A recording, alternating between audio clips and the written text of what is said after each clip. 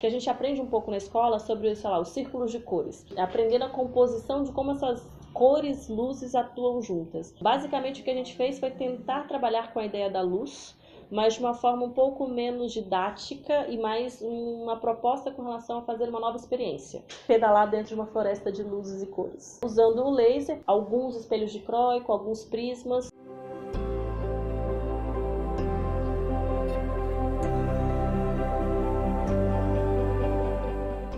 Em 2015, o tema da Semana Nacional de Ciência e Tecnologia foi Luz, Ciência e Vida. Foi uma parceria entre eu e o Luiz Leão. A gente fez uma experiência muito simples e que ela ficou extremamente lúdica porque ela era dentro de uma caixa preta. Já que a gente estava tratando de luminosidade, a gente precisava que o espaço tivesse uma luz controlada.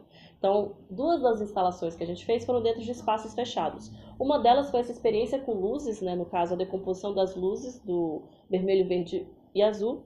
E a outra foi uma com laser, que tinha as três cores, então tinha um laser vermelho, um laser verde, um laser azul, que juntos eles faziam um feixe de luz branca. Que a gente fixou, no caso no espaço, pequenos espelhos que são conhecidos como espelhos dicróico. Dependendo da angulação com que a luz passa, atravessa eles, determinado comprimento de onda é refletido e determinado comprimento de onda realmente passa. Então o que a gente fez foi tentar construir com esse laser no espaço uma proposta em que ele refletia, no caso ele rebatia determinado comprimento de onda, que ia para outro espelho dicróico e para outros prismas. Para a gente ver que o laser está passando no espaço, a gente precisava criar um espaço com fumaça. Então a gente automatizou um sistema em que a fumaça a cada 5 minutos era disparada para criar aquela névoa que era possível ver essa escultura no espaço. Ela não era criada em si mesma, ela era uma escultura interativa. Então a pessoa se posicionava em frente a um totem, movimentava, no caso, a mão, e aí ela fazia o movimento da esquerda para a direita, de cima para baixo, ela conseguia apontar para qual prisma ela queria que o laser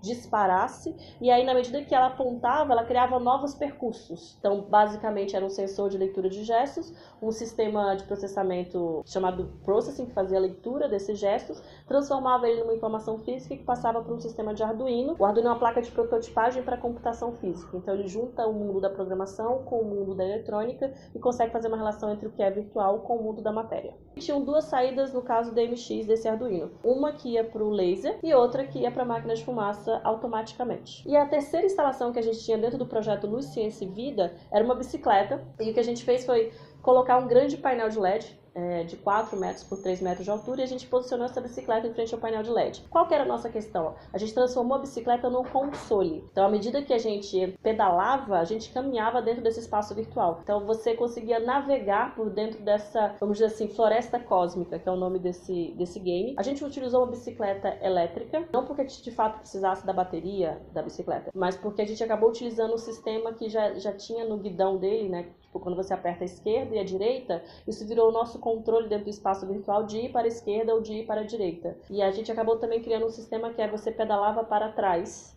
E aí isso de alguma maneira também fazia com que você navegasse no ambiente virtual para trás. O desafio de montar a bicicleta foi bem interessante. À medida que você pedala na bicicleta, o sistema virtual entendeu o movimento. E a gente ficou pensando, poxa, deve ter algum sistema em que você pedala e vai fazendo uma contagem de quantas voltas o pneu, deu ali. Putz, tem uma galera já no mercado que faz treinamento indoor, Ou seja, tipo, o ciclista está chovendo e ele é tipo um ciclista de velocidade, de corrida, provavelmente já tinha um sistema desse. O que a gente fez foi hackear o que existia no mercado. Ele é um sensor magnético e aí no aro da roda ele coloca um ímã. À medida que gira, o ímã passa no sensor magnético e você contabiliza que foi uma volta, 2 voltas, 3 voltas. A gente precisava que o sensor fosse extremamente analógico, Só o display fosse digital, porque a gente ia jogar fora o display e usar um sistema de Arduino. Na loja de departamento não tinha mais esse que era o sensor analógico com um display digital, tinha só um sistema integrado. E aí eles falaram, não, então paramos de produzir esse tipo, mas a gente tem algumas devoluções na loja que vieram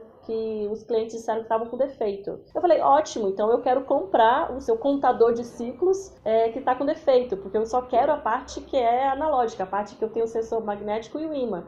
Aí ele falou, não, mas você não precisa comprar, toma aqui. E aí ele deu pra gente fazer o projeto, Eu falei, nossa, legal, então, assim, a bicicleta elétrica ela tem um sistema já dentro dela que quando você aperta o guidão da esquerda ou da direita, você faz o quê? Você faz o freio. E isso já tem uma fiação que passa dentro da bicicleta. Então, quando a gente usou a bicicleta elétrica, ficou uma solução mais elegante. Na hora que você pega no guidão, né, que tem... Ele é uma borracha, a gente colocou um tecido condutivo com espuma. Então, na hora que o tecido condutivo fechava, né, o circuito, o Arduino era capaz de identificar que você estava apertando o guidão da direita. E ao contrário, enfim, também tinha um sistema do guidão da esquerda, em que você identificava usando o tecido condutivo.